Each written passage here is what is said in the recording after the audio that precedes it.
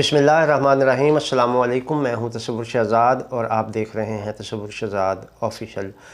नाज़रीन, आज का जो हमारा मौजू है वो इंतहाई अहम है कि दीनी मदारिस में बच्चों को तशद्दुद का निशाना बनाया जा रहा है और इस हवाले से एक बाकायदा रुझान है जिसमें मज़ीद दिन ब दिन इजाफ़ा होता जा रहा है। ये आज का हमारा मौजू है, इस पर गुफ्तगू करेंगे। अगर आपने हमारा चैनल सब्सक्राइब नहीं किया तो सब्सक्राइब कर लीजिए, बेल आइकन का बटन दबा दीजिए और कमेंट सेक्शन में अपनी राय से हमें ज़रूर नवाजिएगा। नाज़रीन, लाहौर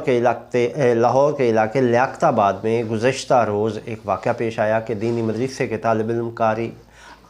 इल्म को कारी आमिर नामी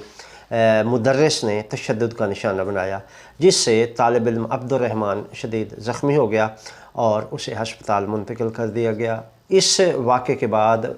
बच्चे जो थे अब्दुर्रहमान, उनके वालिद की मुद्दयत में कारी आमिर के ख़िलाफ़ मुकदमा दर्ज कर लिया गया है और पुलिस ने उन्हें गिरफ़्तार कर लिया है। इससे एक हफ़्ता कबल नाज़रीन हमारे लाहौर ही के इलाके में शमनाबाद में एक वाक़या पेश आया था कि बारिश के बायस एक तालिब इल्म मदरसे ना गया, उसने एक दिन की छुट्टी कर ली। जब वो अगले दिन मदरसे पहुंचा तो उसके कारी ने उस पर इतना तशद्दुद किया कि उसकी हालत गैर हो गई। फिर वो उसे हस्पताल छोड़कर फ़रार हो गए। हस्पताल लाहौर का जो गंगाराम हस्पताल है, यहाँ तालिब इल्म अनस, जिसकी उम्र 13 साल थी, वो 4 रोज़ ज़ेर इलाज रहा और उसके बाद दम तोड़ गया।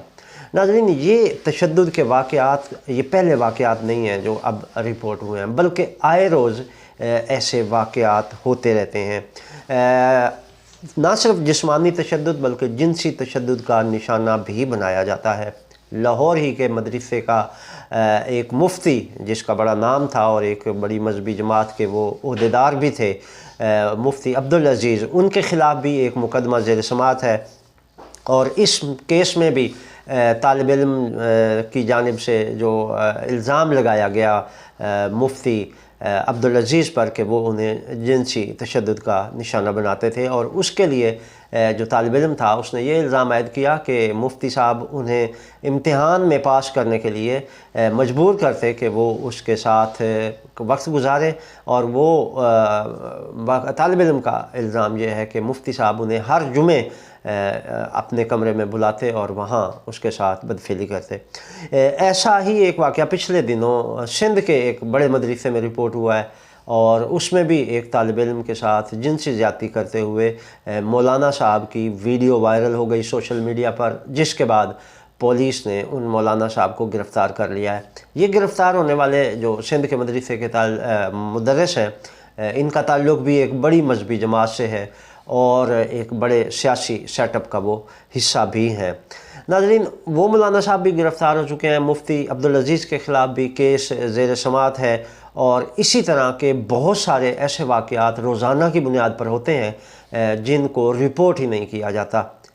हुकूमत ने स्कूलों में तो एक पाबंदी लगा दी है, मार नहीं प्यार का माटो हर स्कूल के गेट पर आपको लिखा नज़र आएगा, और अगर कोई टीचर किसी तालिब इल्म को थोड़ा सा थप्पड़ भी मार दे तो उस टीचर के ख़िलाफ़ भी सख्त कार्रवाई अमल में लाई जाती है और उसे गिरफ़्तार कर लिया जाता है या उसे मुलाजमत से हाथ धोना पड़ते हैं। लेकिन सरकारी स्कूलों के बरअक्स अगर हम दीनी मदारिस की सूरत हाल देखें तो वहाँ पर ये सूरत हाल अजीब व गरीब दिखाई देती है। स्कूलों की निस्बत दीनी मदारिस में तशद्दुद की शरह भी बहुत ज़्यादा है और जिस्मानी तशद्दुद के साथ साथ जिनसी तशद्दुद का रिवाज भी वहाँ आम है। लेकिन इस पर कोई आवाज़ इसलिए नहीं उठाता कि दीनी जमातें एक बहरहाल क़ुव्वत हैं और उनका प्रेशर इतना ज़्यादा होता है कि ना पुलिस उसमें कोई किरदार अदा करती है और ना हुकूमत उस प्रेशर की ताब ला सकती है। इसलिए इस तरफ कोई हाथ नहीं बढ़ाता और ना इस हवाले से कोई आवाज़ उठाता है। दूसरा इल्ज़ाम आवाज़ उठाने पर दीनी मदारिस के उलमा की जानिब से ये लगा दिया जाता है कि ये इस्लाम दुश्मन को है, ये दीन दुश्मन है और ये इस्लाम दुश्मन कुव्वतों के आलाकार हैं जो हमारे दीनी मदारिस के सेटअप के ख़िलाफ़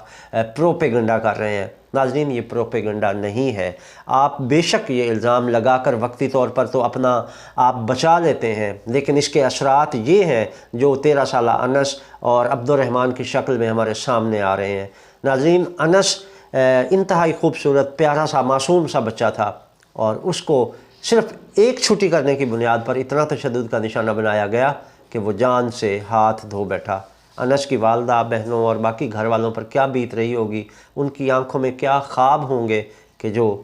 بغیر تعبیر کے وہیں دفن ہو گئے۔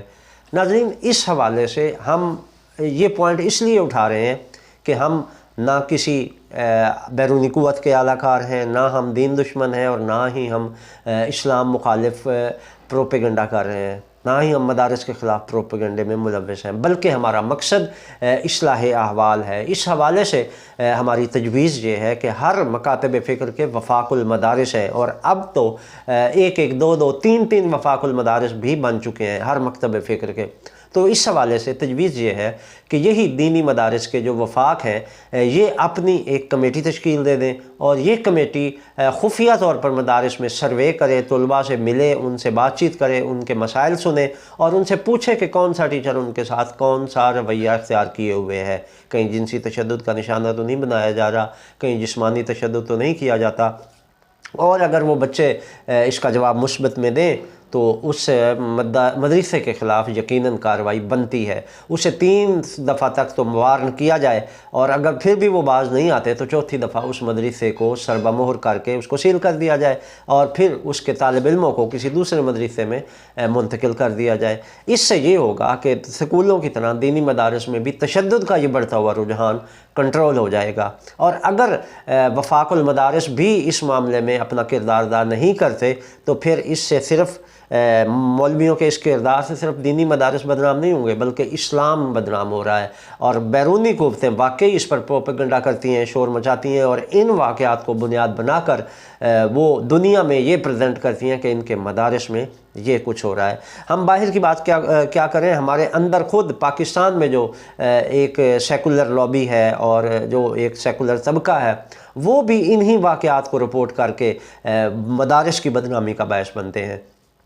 تو مدارس کو بدنامی سے بچانے کے لیے اور اپنے بچوں کو محفوظ کرنے کے لیے ہمیں اس معاملے میں کردار ادا کرنا ہوگا۔ یہ وفاق المدارس کے ذمہ داران کی سب سے بڑی ڈیوٹی بنتی ہے کہ وہ اس معاملے میں کردار ادا کریں، اور ایک کمیٹی تشکیل دے کر اس کمیٹی کو مانیٹرنگ کا کام سونپ دیں کہ وہ دینی مدارس کی مانیٹرنگ کرے گی، اور جہاں تشدد کے واقعات ہوں گے ان کی روک تھام کے لیے اقدامات کیے جائیں گے۔ ہمارے مدارس میں زیادہ تر بچے غریب فیملیز سے تعلق رکھتے ہیں، وہ سکولوں اور کالجز کی بھاری بھرکم فیسیں نہیں دے سکتے، جس وجہ سے والدین انہیں مدارس میں داخل کروا دیتے ہیں جہاں وہ تعلیم حاصل کرتے ہیں۔ تو اس حوالے سے وہ والدین بھی اتنا پیسہ نہیں ہوتا ان کے پاس کہ وہ کسی مولوی کے خلاف تشدد یا جسمانی یا جنسی تشدد کی صورت میں اس کے خلاف کارروائی کر سکیں۔ اس کے لیے یہ ہوتا ہے کہ والد کے پاس وکیل کو دینے کے لیے فیس نہیں ہوتی۔ پھر ہماری عدالتوں کا نظام ایسا ہے کہ ایک کیس اگر پٹ اپ ہوتا ہے کسی عدالت میں تو اس کو حل ہوتے ہوئے بھی کئی برس بیت جاتے ہیں، پھر کہیں جا کر انصاف وہ بھی نہیں ملتا۔ تو اس صورتحال میں ضرورت اس امر کی ہے کہ ایک تو عدالتی نظام کو آسان بنایا جائے، تیز ترین انصاف کے حوالے سے کارروائی، کوئی ایسی پالیسی بنائی جائے کہ جس سے انصاف کی فراہمی میں تیزی آئے۔ دوسرا، جو وکیلوں کی بھاری بھرکم فیسیں ہیں، اس کے حوالے سے بھی کوئی میکانزم بنایا جائے کہ حکومت ایک غریب آدمی جو وکیل کی فیس افورڈ نہیں کر سکتا اس کو وکیل پرووائڈ کرے اور اس کو انصاف مل سکے۔ بہت سارے والدین اس لیے کیس نہیں کرتے کہ برسوں لگ جائیں گے، وہ مزدوری اپنے بچوں کے لیے محنت مزدوری کریں یا عدالتوں کے دھکے کھائیں، تو اس وجہ سے غریب والدین مولویوں کے ساتھ لے دے کر کے معاملہ وہیں پہ ختم کر دیتے ہیں، اور یہ معاملے کا ختم ہونا ان مولویوں کی حوصلہ افزائی کا باعث بنتا ہے جو اس سوچ کے پیرو ہوتے ہیں اور جو اس لت میں پڑے ہوئے ہوتے ہیں۔ تو اس حوالے سے باضابطہ طور پر اب کسی بیرونی قوت کو مداخلت کرنے کی اجازت بے شک نہ دی جائے، لیکن وفاق المدارس کی یہ ذمہ داری ہے کہ وہ اپنی ایک مانیٹرنگ کمیٹی بنا کر اس سے مدارس میں ایک سروے کروائیں، اور ان سروے کے نتیجے میں اگر کوئی وہاں پر ایسے واقعات رونما ہوتے ہیں تو ان کے تدارک کے لیے اقدامات کریں۔ ناظرین، یہ تھیں اب تک کی اپڈیٹ۔ تصور شہزاد کو اجازت دیجیے۔ اللہ نگہبان۔